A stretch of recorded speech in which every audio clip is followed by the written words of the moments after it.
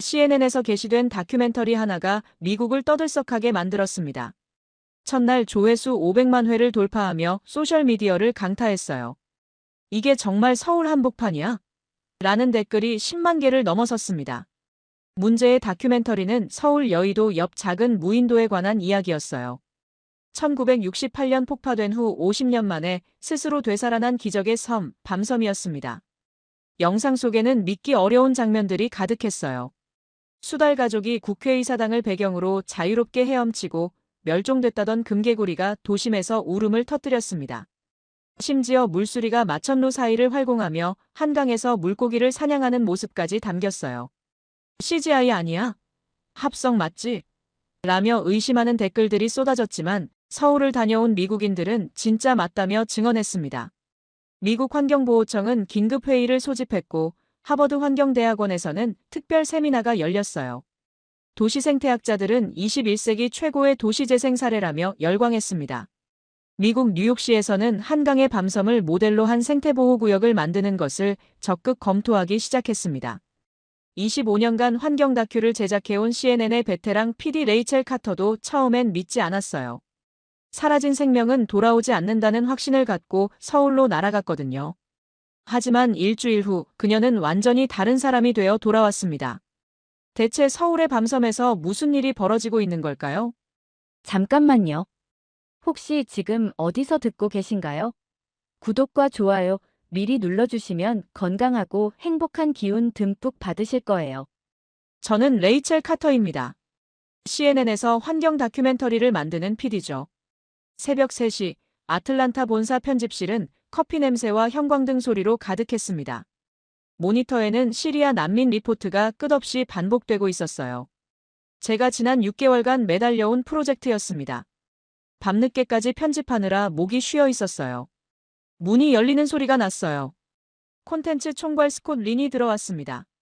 45세, 중국계 미국인으로 ROI에만 관심 있는 사람이었죠. 언제나 매출과 클릭수를 입에 달고 사는 사람이었어요. 레이첼, 새 프로젝트가 있어. 그가 노트북을 제 앞에 놓았어요. 차가운 손으로 마우스를 클릭했습니다. 화면에는 한국어 뉴스 화면이 떠 있었습니다. 밤섬, 람사르 습지, 그리고 수달 사진이 보였어요. 한글 자막이 영어로 번역되어 나왔습니다. 서울 한복판에 섬이 하나 있어. 밤섬이라고 해. 스콧이 설명을 시작했어요. 1968년에 폭파됐던 곳인데 지금은 무인도가 됐다고 하네. 폭파된 섬이요? 저는 화면을 자세히 들여다봤어요.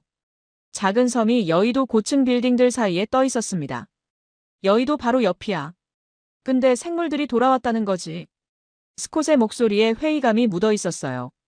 수달, 맹꽁이, 뭐 이런 것들 말이야. 그가 다른 화면을 띄웠어요. 국제보호습지 인증서였습니다. 람사르 협약이라고 적혀 있었어요. 한 편 찍어올래? 시청률 나올 것 같은데. 저는 그 순간 중국 양쯔강 프로젝트가 떠올랐어요. 5년 전 제작한 양쯔강 생태계 붕괴 다큐멘터리.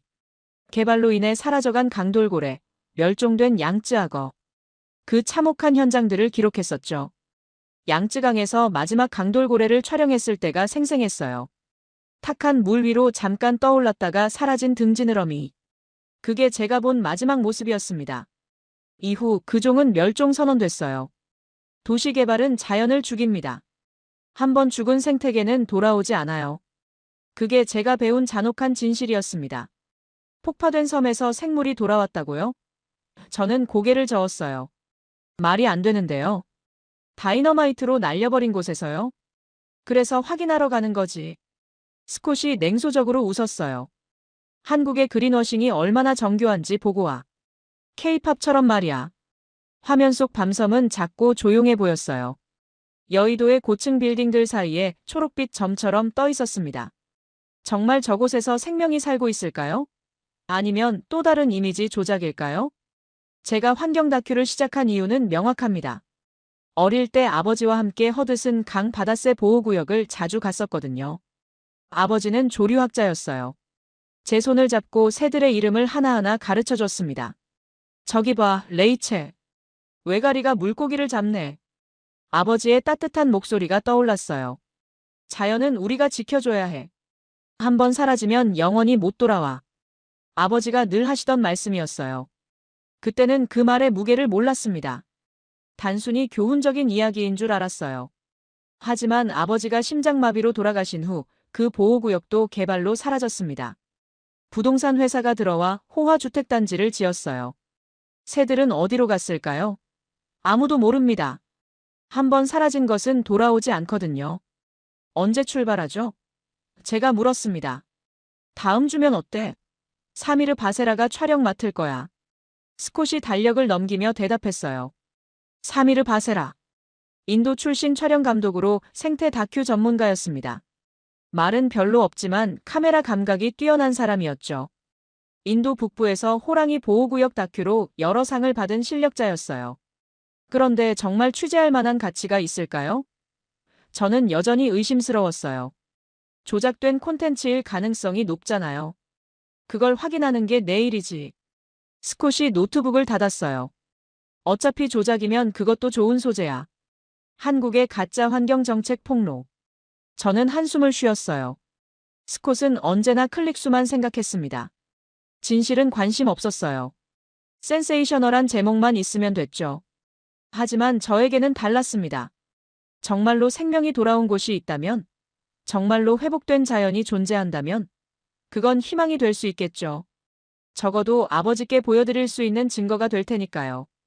양쯔강에서 본 참혹한 현실 이후로 저는 자연과 단절된 삶을 살아왔어요. 환경 다큐는 계속 만들었지만 감정적으로는 거리를 뒀습니다. 더 이상 상처받고 싶지 않았거든요. 하지만 밤섬이라는 이름에는 묘한 끌림이 있었습니다. 편집실을 나오며 창밖을 내다봤어요.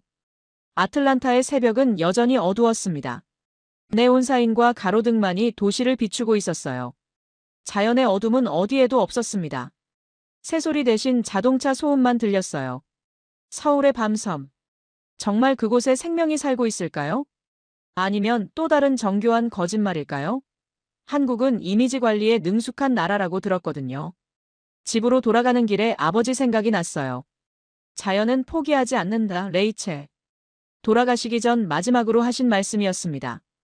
병상에서 제 손을 잡으며 하신 말씀이었어요. 하지만 제가 본 현실은 달랐어요. 양쯔강의 마지막 강돌고래. 허드슨 강에서 사라진 갈매기들. 모두 돌아오지 않았습니다. 포기하는 건 자연이 아니라 인간이었어요. 밤섬도 마찬가지일 거예요. 포장된 거짓말일 뿐이겠죠. 하지만 확인은 해봐야겠어요. 혹시 모르니까요. 비행기표를 예약했습니다. 일주일 뒤 출발이었어요. 서울로요. 진실을 찾으러 가는 겁니다. 그날 밤 저는 아버지와 함께 찍은 마지막 사진을 꺼내봤어요. 허드슨 강 보호구역에서 찍은 사진이었습니다. 뒤로는 갈매기들이 날아가고 있었어요. 아버지는 쌍안경을 목에 걸고 환하게 웃고 계셨습니다. 아빠, 정말 자연이 돌아올 수 있을까? 사진 속 아버지에게 물어봤습니다. 대답은 없었어요. 하지만 일주일 후 밤섬에서 저는 그 답을 찾게 될 거예요. 제가 상상했던 것과는 완전히 다른 답을요. 아버지가 들려주신 그 희망이 정말 존재하는지 말이에요. 짐을 챙기기 시작했어요. 카메라, 녹음기, 그리고 아버지의 조류도감.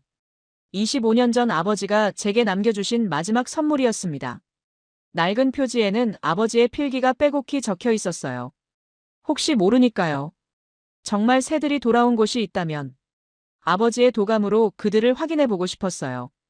그리고 아버지께 말씀드리고 싶었습니다. 아빠가 오르셨어요라고요. 서울의 밤섬. 도시가 숨긴 생명의 섬. 과연 그곳에서 무엇을 발견하게 될까요? 일주일 후 인천공항에 도착했습니다. 11월 중순의 서울. 공기가 차갑고 선명했어요. 사미르가 무거운 촬영 장비들을 끌고 있었습니다. 그는 여전히 말이 없었어요. 입국 심사를 마치고 나오니 한국인 남성이 기다리고 있었어요. 30대 중반으로 보이는 키 큰 남성이었습니다. 얼굴이 햇볕에 그을린 것으로 보아 현장 일을 많이 하는 사람 같았어요. 레이첼 카터 씨죠? 강우진입니다. 그가 명함을 건넸어요. 서울시 한강사업본부 생태보전팀 주무관이에요. 강우진은 과묵해 보였습니다. 하지만 눈빛에는 진정성이 있었어요. 생물 이야기를 할 때만 목소리에 생기가 돌았습니다. 택시를 타고 여의도로 향했어요. 창밖으로 보이는 서울은 다른 대도시와 비슷했습니다. 고층 빌딩들이 빽빽하게 들어서 있었어요. 하지만 한강이 도시를 가로지르며 흐르고 있었습니다. 밤섬이 정말 여의도 바로 옆에 있나요? 제가 물었습니다. 네. 국회의사당에서도 보여요. 강우진이 대답했어요. 하지만 일반인 출입은 전면 금지예요. 왜 금지인가요? 람사르 습지거든요. 국제보호구역이에요. 그의 목소리에 자부심이 묻어 있었어요. 한강변 촬영 허가 사무소에 들렀습니다. 서류 절차를 밟는데 1시간이 걸렸어요. 여러 개의 승인서에 도장을 받아야 했습니다. 서울시는 다큐 목적의 진입만 허가합니다. 담당 공무원이 설명했어요. 개인 출입은 절대 금지예요. 보호구역이니까요. 사미르가 카메라 장비 점검을 시작했어요. 방수 케이스, 망원 렌즈, 드론까지. 하지만 그의 표정은 여전히 회의적이었습니다. 정말 볼 게 있을까? 사미르가 작게 중얼거렸어요. 오후 3시, 드디어 보트에 올랐습니다. 작은 모터보트였어요. 강우진이 직접 조종했습니다. 한강 물살이 보트 밑을 흘러갔어요. 여의도 고층 빌딩들이 점점 멀어졌습니다. 그 사이로 작은 섬이 보이기 시작했어요. 밤섬이었습니다. 첫인상은 평범했어요. 갈대와 나무들로 덮인 작은 무인도. 특별해 보이지 않았습니다. 저게 밤섬이에요? 제가 실망스럽게 물었어요. 네. 하지만 가까이 가시면 달라 보일 거예요. 강우진이 신비로운 미소를 지었어요. 보트가 섬에 가까워질수록 분위기가 바뀌었습니다. 도시의 소음이 점점 사라졌어요. 자동차 소리, 공사 소리, 사람들의 소음이 모두 멀어져 갔습니다. 대신 새로운 소리들이 들리기 시작했어요. 갈대가 바람에 흔들리는 소리, 물이 섬 가장자리를 살살 때리는 소리, 새들의 날갯짓 소리. 조용하네요. 사미르가 놀란 듯 말했어요. 서울 한복판이 맞나요? 밤섬은 도시의 심장인데 숲처럼 조용해요. 강우진이 설명했어요. 정말 그랬어요. 불과 500m 떨어진 여의도에서는 자동차가 쌩쌩 달리고 있는데 여기는 완전히 다른 세계 같았습니다. 보트가 섬의 선착장에 도착했어요. 나무로 만든 작은 부두였습니다. 발을 딛는 순간 느낌이 달라졌어요. 흙냄새가 났습니다. 도시에서는 맡을 수 없는 자연의 냄새였어요. 썩은 나뭇잎과 축축한 땅의 냄새. 이곳은 1968년에 폭파됐다고 하셨죠? 제가 물었습니다. 강우진의 표정이 잠시 어두워졌어요. 네. 여의도 개발 때문에요. 어떻게 폭파했나요? 다이너마이트로요. 완전히 날려버렸어요. 그의 목소리가 조용했어요. 제 아버지가 그때를 기억하세요. 아버지가 목격자였다는 말에 저는 가슴이 찡했어요. 폭파 현장을 직접 본 사람의 아들이 지금 이곳을 지키고 있다니요. 섬 안으로 들어가는 길은 좁았습니다. 갈대밭 사이로 난 작은 오솔길이었어요. 발밑이 조금 질척거렸습니다. 조용히 걸어주세요. 강우진이 속삭였어요. 동물들을 놀라게 하면 안 되거든요. 정말 조용히 걸었습니다. 발걸음 소리가 물에 퍼져나갔어요. 그때마다 갈대들이 살랑거렸습니다. 10분 정도 걸었을까요? 갑자기 강우진이 멈춰 섰어요. 손을 들어 우리를 제지했습니다. 들리세요? 저는 귀를 기울였어요. 처음엔 아무것도 들리지 않았습니다. 바람 소리와 갈대 흔들리는 소리뿐이었어요. 그런데 잠시 후 희미한 소리가 들려왔습니다. 물이 살짝 움직이는 소리. 뭔가 헤엄치는 소리 같았어요. 뭔가 있네요. 사미르가 카메라를 준비했어요. 강우진이 갈대를 조심스럽게 헤치며 앞으로 나아갔습니다. 우리도 그 뒤를 따랐어요. 그리고 작은 연못이 나타났습니다. 맑은 물이 고여있는 조용한 연못이었어요. 수면에 오후 햇살이 반짝였습니다. 여기서 기다려주세요. 강우진이 말했어요. 곧 나올 거예요. 우리는 갈대 사이에 숨어서 기다렸습니다. 시간이 천천히 흘렀어요. 도시의 시간과는 다른 자연의 시간이었습니다. 5분이 지났을까요? 갑자기 물 위에 동그란 머리가 떠올랐어요. 그리고 또 하나, 또 하나. 수달이었습니다. 정말 수달이 밤섬에 살고 있었어요. 저는 숨을 멈췄습니다. 양쯔강 이후 처음으로 야생에서 포유류를 본 순간이었어요. 심장이 뛰기 시작했습니다. 수달 가족은 우리를 전혀 의식하지 않았어요. 물 위를 자유롭게 헤엄쳤습니다. 가끔 물속으로 잠수했다가 다시 떠올랐어요. 어미로 보이는 큰 수달이 새끼에게 먹이를 나눠주는 모습도 보였습니다. 작은 물고기를 입에 물고 있었어요. 믿을 수 없어요. 저는 속삭였습니다. 정말 야생 수달이에요? 강우진이 고개를 끄덕였어요. 3년 전부터 여기 정착했어요. 사미르가 조용히 카메라를 돌렸습니다. 하지만 그의 눈빛도 놀라움으로 가득했어요. 인도에서 호랑이를 촬영할 때와 같은 집중력이었습니다. 수달들은 30분 넘게 모습을 보여줬어요. 물장구 치고 먹이 잡고 서로 놀아주는 모습까지. 완전히 자연스러운 행동이었습니다. 해가 기울어가자 수달들이 하나씩 갈대 깊숙이 사라져갔어요. 잠자리로 돌아가는 시간인 것 같았습니다. 이게 서울 한복판이라고요? 사미르가 믿을 수 없다는 듯 물었어요. 국회의 사당까지 헤엄쳐서 10분이에요. 강우진이 웃으며 대답했어요. 저는 아직도 믿기지 않았어요. 폭파된 섬에서 이런 일이 가능한 건가요?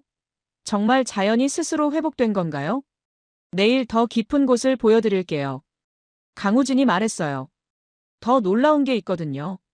보트로 돌아가는 길, 저는 계속 생각에 잠겨 있었습니다. 오늘 본 것이 진짜였을까요? 아니면 특별히 관리되는 쇼케이스였을까요? 하지만 수달들의 행동은 너무 자연스러웠어요. 연출할 수 없는 장면들이었습니다.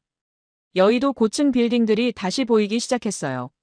문명의 불빛이 밤하늘을 밝히고 있었습니다. 하지만 뒤돌아본 밤섬은 고요했어요. 아버지가 말씀하셨던 그 희망. 혹시 정말 존재하는 걸까요? 다음 날 새벽 5시였습니다. 이른 시간에 다시 밤섬으로 향했어요. 오늘은 섬의 더 깊은 곳을 탐사하기로 했습니다. 강우진이 우리를 안내했어요. 야행성 동물들을 보려면 이른 시간이 좋아요. 그가 손전등을 들며 말했어요. 새벽 안개가 한강 위로 피어오르고 있었습니다. 밤섬은 신비로운 실루엣으로 다가왔어요. 마치 다른 세계로 들어가는 느낌이었습니다. 섬에 도착하니 어제와는 완전히 다른 분위기였어요. 새벽의 정적이 섬 전체를 감싸고 있었습니다. 이슬에 젖은 갈대들이 은빛으로 반짝였어요. 이번엔 금개구리를 찾아볼 거예요. 강우진이 설명했어요. 한때 서울에서 사라졌던 종이거든요. 금개구리. 아버지의 생물도감에서 본 적이 있는 이름이었어요. 하지만 실제로는 본 적이 없었습니다. 우리는 섬의 중심부로 들어갔어요. 어제보다 더 깊은 곳이었습니다. 갈대밭이 점점 울창해졌어요. 발밑이 더 질척거렸습니다. 습지의 진흙이 장화에 달라붙었어요. 공기도 더 촉촉하고 무거웠습니다. 여기서부터는 정말 조용히 해주세요. 강우진이 속삭였어요. 금개구리는 아주 예민해요. 우리는 숨을 죽이고 걸었습니다. 발걸음 하나하나가 조심스러웠어요. 갈대를 해칠 때도 최대한 소리내지 않으려 했습니다. 10분 정도 걸었을까요? 작은 웅덩이가 나타났어요. 고인 물에 낙엽들이 떠 있었습니다. 강우진이 멈춰 섰어요. 여기에요. 처음엔 아무것도 보이지 않았습니다. 그냥 평범한 웅덩이 같았어요. 하지만 자세히 보니 뭔가 움직이는 게 있었습니다. 물 가장자리에 작은 개구리 한 마리가 앉아 있었어요. 황금빛 등껍질이 새벽 햇살에 반짝였습니다. 금개구리였어요. 정말 금개구리가 밤섬에 살고 있었습니다. 사라졌다고 기록된 종이에요. 강우진이 조용히 말했어요. 20년 전에 마지막 목격 이후 없었거든요. 저는 가슴이 뛰었어요. 멸종됐다고 여겨졌던 생물이 살아있다니요. 게다가 서울 한복판에서요. 금개구리는 우리를 전혀 무서워하지 않았어요. 오히려 호기심 어린 눈으로 쳐다봤습니다. 작은 심장이 뛰는 게 보일 정도였어요. 사미르가 망원 렌즈로 조심스럽게 촬영했습니다. 셔터 소리도 나지 않게 설정했어요. 개구리가 놀라지 않도록요. 언제 돌아온 건가요? 제가 물었습니다. 정확하진 않아요. 강우진이 대답했어요. 3년 전에 처음 발견됐어요. 그때 다른 소리가 들려왔어요.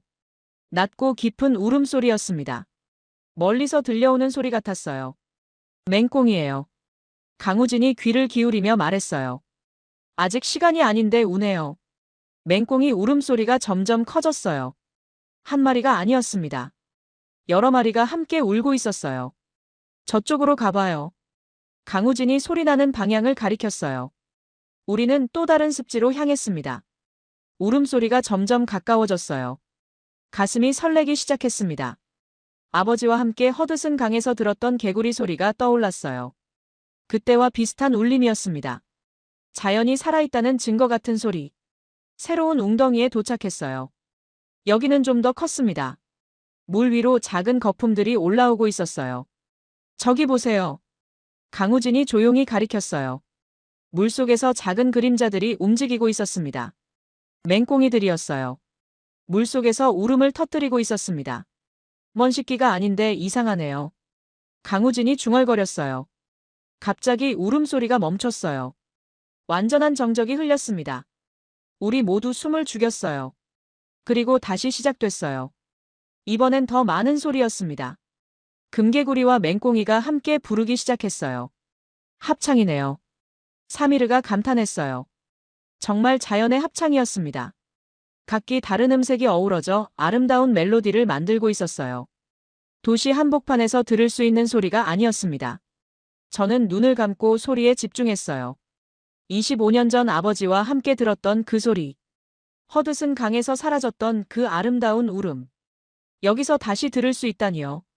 이 소리를 누구도 연출할 수 없어요. 저는 속삭였습니다. 강우진이 고개를 끄덕였어요. 자연만이 만들 수 있는 음악이죠. 합창은 30분 넘게 계속됐어요.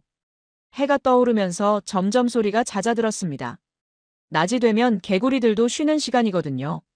마지막 울음소리가 사라지자 완전한 정적이 찾아왔어요. 바람에 갈대 흔들리는 소리만 들렸습니다. 평화로운 침묵이었어요. 믿을 수 없어요. 제가 말했습니다. 폭파된 섬에서 이런 일이 가능한 건가요? 생명은 포기하지 않아요. 강우진이 조용히 말했어요. 기회만 주면 다시 돌아와요. 저는 아버지의 마지막 말씀이 떠올랐어요.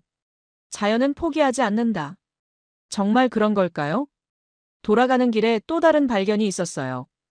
갈대밭 사이에서 작은 발자국을 찾았습니다. 삭발자국이에요. 강우진이 설명했어요. 야행성 고양이과 동물이거든요. 삭도 이 섬에 살고 있다는 거였어요.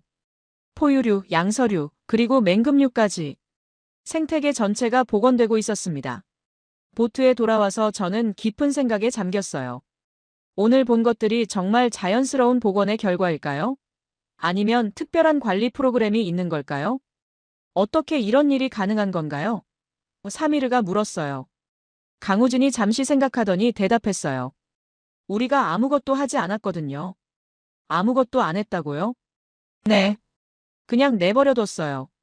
그의 목소리에 확신이 있었어요. 사람이 들어가지 않게만 했어요. 정말 그게 전부였을까요? 단순히 사람이 들어가지 않는 것만으로 이런 기적이 가능한 건가요? 여의도가 다시 보이기 시작했어요. 문명의 소음이 다시 들려왔습니다. 하지만 제 마음은 여전히 밤섬에 있었어요. 금개구리의 황금빛 눈동자, 맹꽁이들의 합창, 그리고 수달 가족의 평화로운 모습. 모든 게 진짜였어요. 연출이 아닌 진짜 자연이었습니다. 셋째 날 오전, 우리는 한강사업본부를 방문했습니다. 마포구 난지한 강공원 근처에 있는 생태학습센터였어요. 밤섬 관련 자료들이 보관된 곳이기도 했습니다. 강우진이 한 분을 소개해줬어요. 송명순 선생님이세요. 밤섬을 가장 오래 지켜보신 분이죠. 송명순 선생님은 72세에 은퇴한 초등학교 교사였습니다. 하지만 눈빛이 또렷하고 정정해 보였어요. 무엇보다 밤섬에 대한 애정이 느껴졌습니다. 책상 위에는 오래된 사진첩들이 놓여 있었어요. 두꺼운 앨범 여러 권이었습니다. 모두 손으로 직접 정리한 것 같았어요. 제가 밤섬을 처음 본 건 1974년이에요. 송명순 선생님이 말씀하셨어요. 폭파된 지 6년 후였죠. 그녀가 첫 번째 앨범을 펼쳤습니다. 흑백 사진들이 나타났어요. 아무것도 없는 황량한 모래톱이었습니다. 이게 폭파 직후 모습이에요. 사진 속 밤섬은 정말 텅 비어 있었습니다. 나무 한 그루, 풀 한 폭이 없는 그저 모래와 자갈뿐이었어요. 완전히 사라졌네요. 제가 말했습니다. 네. 흔적도 없었어요. 선생님의 목소리에 슬픔이 묻어 있었어요. 하지만 어느 날, 갈대가 다시 자라더군요. 다음 페이지를 넘기니 1980년대 사진이 나왔어요. 작은 갈대들이 모래톱에서 고개를 내밀고 있었습니다. 생명의 첫 신호였어요. 누가 심었나요? 사미르가 물었어요. 아무도 안 심었어요. 선생님이 고개를 저었어요. 저절로 자란 거예요. 저는 믿기 어려웠어요. 완전히 파괴된 곳에서 식물이 저절로 자란다고요? 종자가 어디서 온 걸까요? 강물을 따라 흘러온 것 같아요. 선생님이 설명하셨어요. 갈대 씨앗은 물에 떠서 멀리까지 가거든요. 1990년대 사진들을 보니 변화가 뚜렷했어요. 갈대밭이 점점 넓어지고 있었습니다. 작은 나무들도 자라기 시작했어요. 이때부터 새들이 오기 시작했어요. 선생님이 한 사진을 가리키셨어요. 처음엔 까마귀 몇 마리였는데 사진 속에는 정말 까마귀들이 갈대 위에 앉아 있었어요. 별것 아닌 것 같지만 중요한 순간이었습니다. 동물들이 다시 찾아온 첫 신호였거든요. 왜 기록하기 시작하셨어요? 제가 물었습니다. 선생님이 잠시 생각하시더니 대답하셨어요. 사람들은 잊으니까요. 뭘 잊는다는 거죠? 생명이 얼마나 소중한지요. 선생님의 눈빛이 깊어졌어요. 한번 잃으면 영원히 못 돌아온다고 생각하잖아요. 돌아올 수 있나요? 근데 생물은 안 그래요. 선생님이 미소 지으셨어요. 개들은 기억해요. 언제 돌아와야 할지를. 2000년대 사진들은 더욱 놀라웠어요. 밤섬이 완전한 숲이 되어 있었습니다. 다양한 나무들이 자라고 있었어요. 이때부터 본격적으로 동물들이 돌아왔어요. 선생님이 설명하셨어요.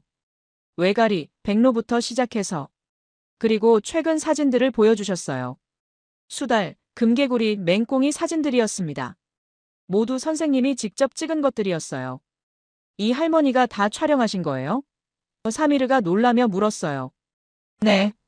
50년간 기록했어요. 선생님이 자랑스럽게 대답하셨어요. 일주일에 2번은 꼭 가거든요. 정말 대단했어요. 72세 할머니가 50년간 혼자서 생태 복원 과정을 기록한 거였습니다. 과학자도 아닌 일반 시민이요. 가장 감동적이었던 순간이 언제였나요? 제가 물었습니다. 선생님이 한참 생각하시더니 한 사진을 꺼내셨어요.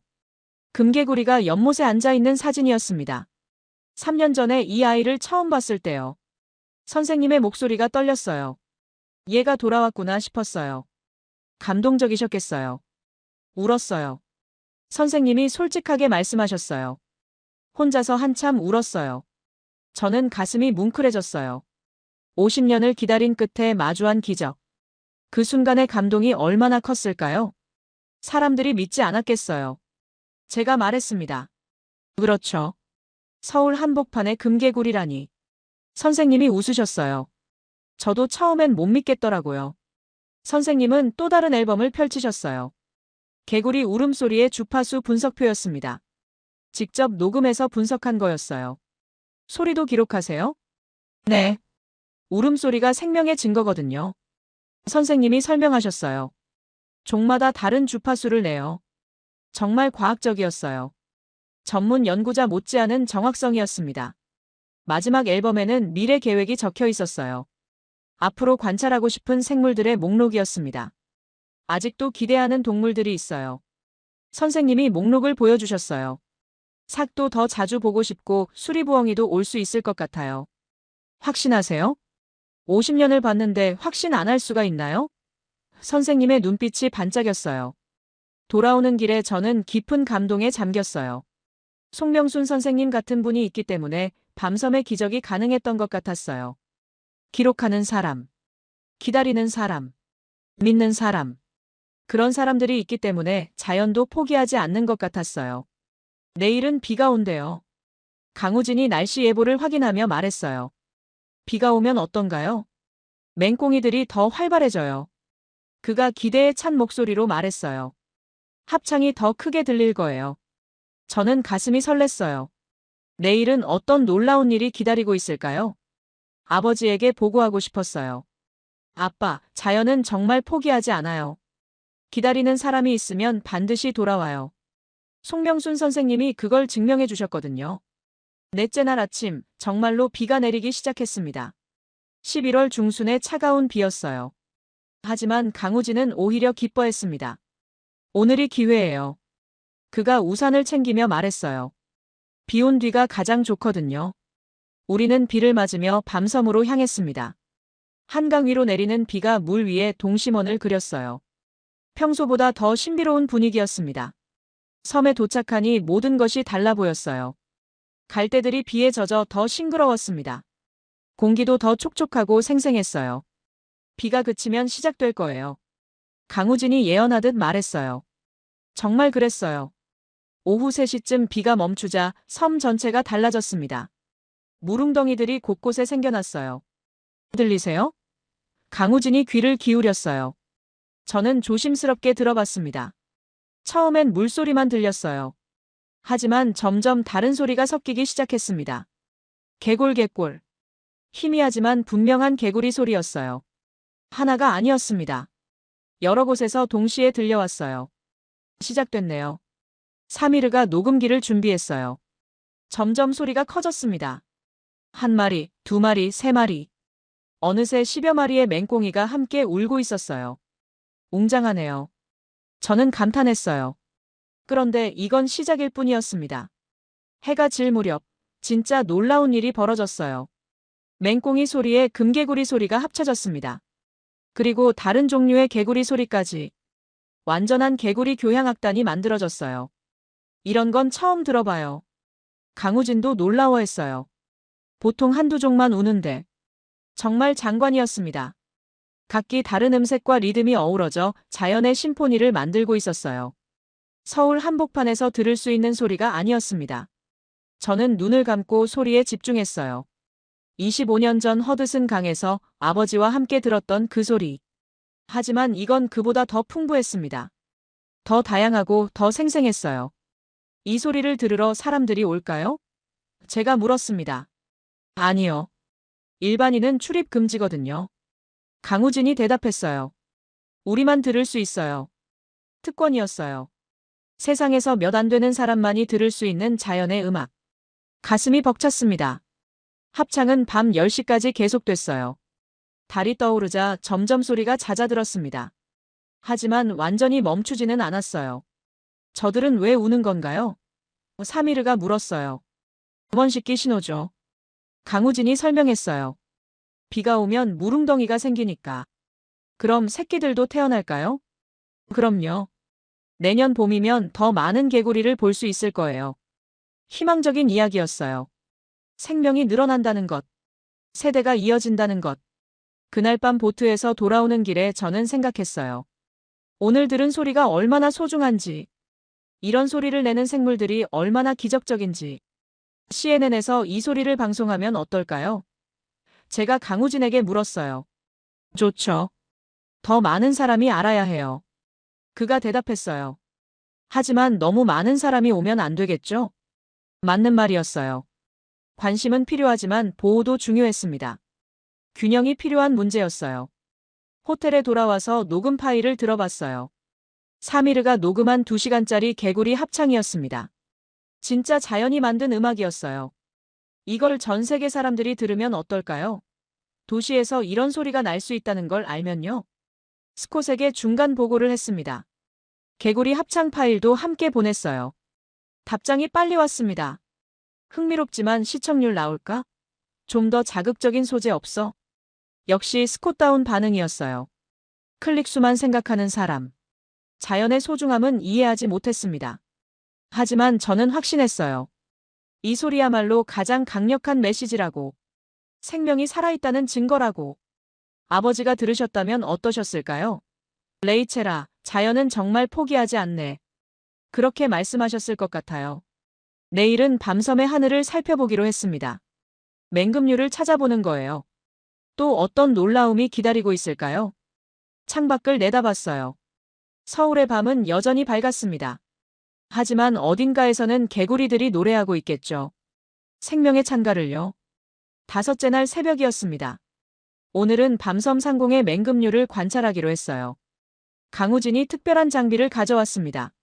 망원경이에요. 그가 큰 망원경을 설치하며 말했어요. 새들 관찰용이죠. 우리는 섬의 가장 높은 지점으로 올라갔습니다. 작은 언덕이었어요.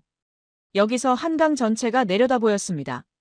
새벽 6시, 아직 어둠이 남아있을 때였어요. 갑자기 큰 새 한 마리가 나타났습니다. 저기요. 강우진이 흥분해서 가리켰어요. 하늘을 가로지르는 거대한 새였습니다. 날개를 펼친 폭이 2미터는 좋게 넘어 보였어요. 우아하게 활공하고 있었습니다. 물술이에요. 강우진이 망원경으로 확인하며 말했어요. 천년 기념물이죠. 물수리가 서울 한복판을 난다고요? 믿기 어려웠습니다. 수리는 한강 위를 천천히 선회했어요. 물고기를 노리는 것 같았습니다. 갑자기 급강하했어요. 사냥하네요. 사미르가 카메라를 들었어요. 정말 놀라운 장면이었습니다. 수리가 강물 표면을 스치며 발톱으로 물고기를 낚아챘어요. 완벽한 사냥이었습니다. 도시에서 이런 장면을 볼 수 있다니. 저는 넋을 잃고 바라봤어요. 그런데 이건 시작일 뿐이었습니다. 해가 완전히 떠오르자 더 많은 새들이 나타났어요. 황조롱이가 빠른 속도로 날아왔습니다. 작지만 민첩한 맹금류였어요. 비둘기를 추격하고 있었습니다. 도시 청소부죠. 강우진이 설명했어요. 비둘기 개체수를 조절해줘요. 황조롱이의 사냥도 순식간이었어요. 정확한 타이밍에 비둘기를 잡았습니다. 자연의 법칙이 도시에서도 그대로 작동하고 있었어요. 오후가 되자 또 다른 맹금류가 나타났습니다. 새매였어요. 흰깸리 수리보다 작지만 더 날렵해 보였습니다. 새매는 밤섬 상공을 몇 번 선회한 뒤 갈대밭으로 내려앉았어요. 사냥보다는 휴식을 위한 것 같았습니다. 저기가 잠자리인가 봐요. 강우진이 말했어요. 안전한 곳이니까. 정말 그랬어요. 밤섬은 맹금류들에게도 안전한 휴식처였습니다. 사람의 방해가 없으니까요. 몇 종류나 살아요? 제가 물었습니다. 확인된 것만 5종이에요. 강우진이 답했어요. 물수리, 황조롱이, 새매, 참수리, 흰꼬리수리까지. 5종의 맹금류. 이건 생태계가 완전히 복원됐다는 증거였어요. 최상위 포식자들이 살 수 있을 만큼 먹이사슬이 건강하다는 뜻이었습니다. 해질 무렵 가장 인상적인 장면을 봤어요. 3종의 맹금류가 동시에 하늘에 나타난 거였습니다. 물수리, 황조롱이, 새매. 각각 다른 높이에서 날고 있었어요. 서로 간섭하지 않으면서도 같은 하늘을 공유했습니다. 평화로우네요. 사미르가 감탄했어요. 서로 싸우지 않고. 영역이 다르거든요. 강우진이 설명했어요. 각자 다른 먹이를 노려요.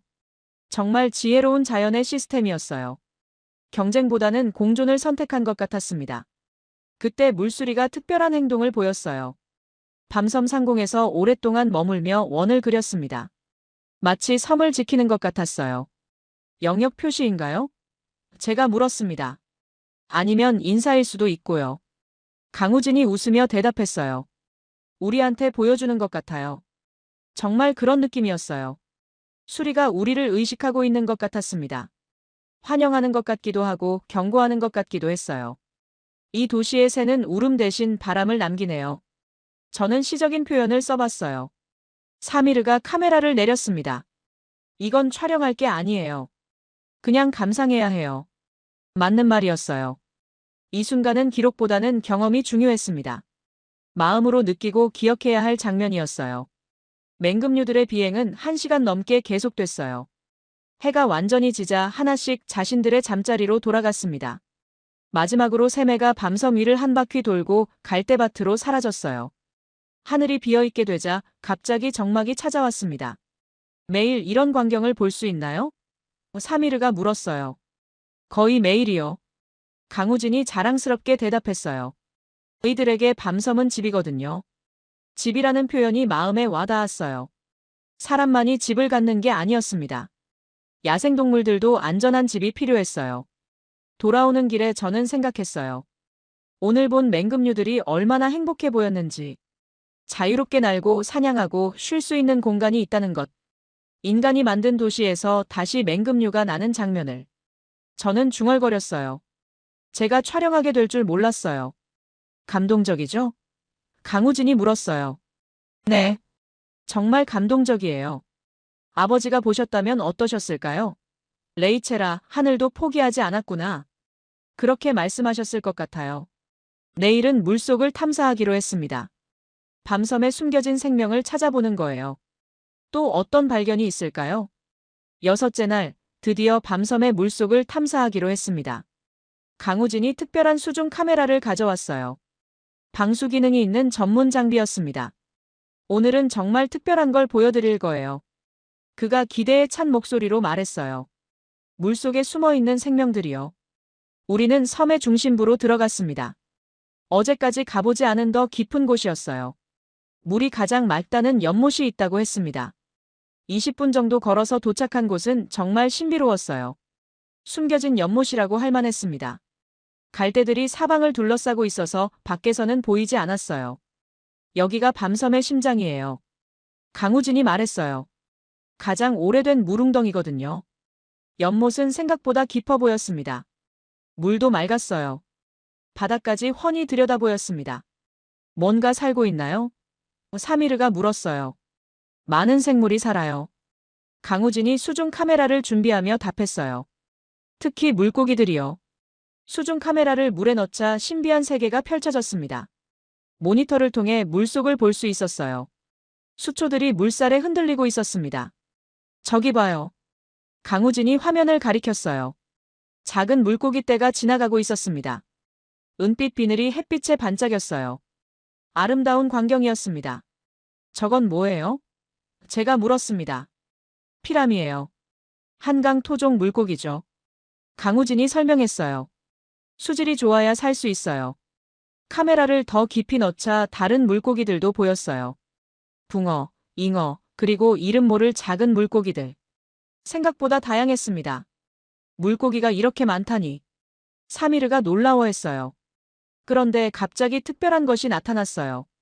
다른 물고기들과는 확연히 다른 모습이었습니다. 잠깐, 저건 뭐죠? 제가 급하게 물었어요. 강우진이 화면을 자세히 들여다봤습니다. 그의 표정이 흥분으로 바뀌었어요. 댕경모치예요. 댕경모치요? 서울시 보호종이에요. 강우진의 목소리가 떨렸어요. 몇 년 전부터 사라졌다고 알려진 종이거든요. 화면 속 댕경모치는 다른 물고기들 사이를 조용히 헤엄치고 있었어요. 몸 길이가 10cm 정도 되는 작은 물고기였습니다. 하지만 그 존재 자체가 기적이었어요. 확실해요? 제가 다시 물었습니다. 100% 확실해요. 강우진이 확신에 찬 목소리로 답했어요. 제가 10년간 찾던 종이거든요. 정말 놀라운 발견이었어요. 멸종된 줄 알았던 토종 물고기가 살아있었습니다. 그것도 서울 한복판에서요. 언제 사라졌다고 알려진 거죠? 사미르가 물었어요. 2010년경이요. 강우진이 설명했어요. 한강 본류에서 마지막 목격된 이후 없었어요. 그럼 이 물고기는 어떻게 여기까지 온 걸까요? 혼자서 살아남은 걸까요? 아니면 다른 곳에서 온 걸까요? 어떻게 여기까지 왔을까요? 제가 궁금해했어요. 아마 한강에서 헤엄쳐 온 것 같아요. 강우진이 추측했어요. 물길이 연결되어 있으니까. 댕경모치는 30분 넘게 모습을 보여줬어요. 다른 물고기들과 평화롭게 어울려 살고 있었습니다. 자연스러운 행동이었어요. 이 발견을 어디에 보고해야 하나요? 제가 물었습니다. 서울시와 환경부에 보고할 거예요. 강우진이 답했어요. 정말 중요한 발견이거든요. 그 순간 저는 깨달았어요. 우리가 목격한 건 단순한 물고기가 아니었습니다. 생명의 끈질김이었어요. 포기하지 않는 자연의 의지였습니다. 생물은 우리가 모르는 곳에서도 살아있었네요. 저는 감동받아 말했어요. 물속에는 더 많은 생명들이 있었어요. 작은 새우, 물벌레, 올챙이들. 각각 자신만의 역할을 하며 살아가고 있었습니다. 완전한 생태계네요. 사미르가 감탄했어요. 맞아요. 물 위부터 물 아래까지. 강우진이 자랑스럽게 말했어요. 모든 층에서 생명이 살고 있어요. 수중 촬영을 마치고 연못가에 앉아 있으니 평화로웠어요. 물 위로 가끔 물고기들이 입을 내밀었습니다. 산소를 마시는 거라고 강우진이 설명했어요. 이런 곳이 서울에 있다는 게 믿어지지 않아요. 제가 말했습니다. 저도 가끔 꿈 같아요. 강우진이 솔직하게 답했어요. 특히 댕경모치를 봤을 때는요. 그날 저녁 호텔에서 영상을 정리하며 생각했어요. 밤섬은 정말 완벽한 생태계였습니다. 하늘에서 물속까지 모든 곳에서 생명이 살고 있었어요. 스콧에게 댕경모치 발견 소식을 보고했습니다. 멸종종 재발견이라고 제목을 달았어요. 답장이 왔어요. 흥미로운데 시청자들이 알까? 좀 더 임팩트 있는 게 없어? 역시 스콧이었어요. 댕경모치의 소중함을 이해하지 못했습니다. 하지만 저는 알았어요. 이 작은 물고기가 얼마나 큰 의미인지, 생명은 어떤 상황에서도 포기하지 않는다는 증거인지. 아버지께서 들으셨다면, 레이첼아, 물속에도 희망이 살고 있구나. 그렇게 말씀하셨을 거예요. 내일은 마지막 날이었습니다. 어떤 마무리가 될까요? 일주일째 마지막 날이었습니다. 떠나기 전에 밤섬을 한 번 더 둘러보기로 했어요. 이번엔 특별한 목적 없이 그냥 걷는 거였습니다. 아침 10시, 평소보다 늦은 시간에 섬에 도착했어요. 일주일간 매일 온 곳이지만 여전히 신비로웠습니다. 친숙하면서도 새로운 느낌이었어요. 마지막이네요. 사미르가 아쉬워하며 말했어요. 또 올 수 있어요. 강우진이 웃으며 답했어요. 언제든지 환영해요. 우리는 천천히 섬을 한 바퀴 돌았습니다. 일주일간 만났던 동물들을 다시 찾아보는 시간이었어요. 수달 연못에서는 여전히 가족들이 평화롭게 놀고 있었어요. 어미가 새끼에게 헤엄치는 법을 가르치는 모습도 보였습니다. 미소가 절로 나왔어요. 금개구리 웅덩이도 들렀어요. 황금빛 작은 친구가 여전히 그 자리에 있었습니다. 일주일 전 처음 봤을 때의 감동이 다시 살아났어요. 안녕, 작은 친구야. 저는 속으로 인사했어요. 갈대밭에서는 새들의 지저귀이 들려왔어요. 종류를 알 수 없는 다양한 소리들이었습니다. 자연의 BGM 같았어요. 이 소리들을 계속 들을 수 있다면 좋겠어요. 제가 말했습니다. 제가 대신 들어드릴게요. 강우진이 따뜻하게 답했어요.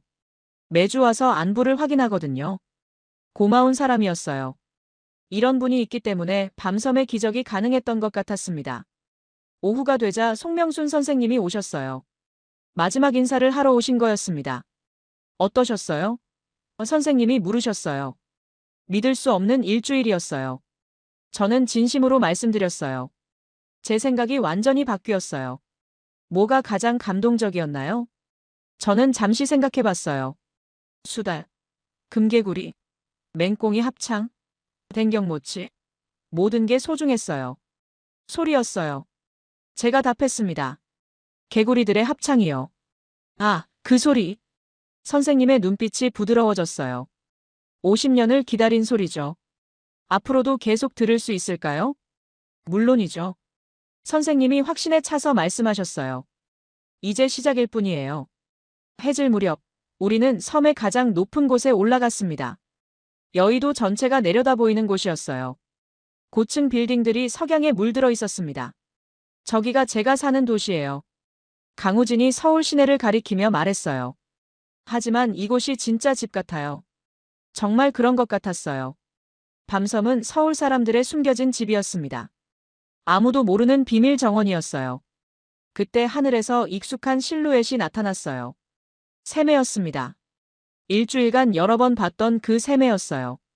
새매는 우리 위로 천천히 날아왔습니다. 마치 작별 인사를 하는 것 같았어요. 한 바퀴 돌고 갈대밭으로 사라져갔습니다. 배웅해주는 것 같네요. 사미르가 웃으며 말했어요. 정말 그런 느낌이었어요. 밤섬의 모든 생물들이 우리를 배웅해주는 것 같았습니다. 해가 완전히 지자 개구리들이 울기 시작했어요. 일주일간 매일 들었던 그 소리. 하지만 오늘은 더 특별하게 들렸습니다. 이 섬은 설명할 수 없어요. 저는 마지막 내레이션을 시작했어요. 그냥 살아있었어요. 강우진이 고개를 끄덕였어요. 송명순 선생님의 목소리가 겹쳐졌습니다. 사람은 자꾸 잊어요. 근데 자연은 잊지 않아요. 기다리죠. 우리가 조용해질 때까지. 정말 맞는 말씀이었어요. 밤섬은 50년을 기다렸습니다. 그리고 기적을 만들어냈어요. 모트로 돌아가는 길, 밤섬이 점점 멀어져 갔어요. 어둠 속에서도 섬의 실루엣이 보였습니다. 마지막까지 아름다웠어요. 우린 아무것도 하지 않았어요. 강우진이 조용히 말했어요. 그런데 생명은 돌아왔어요. 수면 위로 수달이 얼굴을 내밀었어요. 우리를 배웅하는 것 같았습니다. 그 뒤로 맹꽁이 울음소리가 들려왔어요. 그리고 완전한 정적. 말로 설명할 수 없는 평화. 자연만이 줄 수 있는 깊은 침묵이었습니다. 여의도가 다시 보이기 시작했어요. 문명의 불빛이 밤하늘을 밝혔습니다. 하지만 뒤돌아본 밤섬은 여전히 고요했어요. 아틀란타로 돌아가는 비행기에서 저는 생각했어요. 이 일주일이 제 인생을 바꿔놓았다는 것을. 자연에 대한 믿음을 되찾게 해줬다는 것을. 아버지께서 들으셨다면? 레이첼아, 자연은 정말 포기하지 않았구나.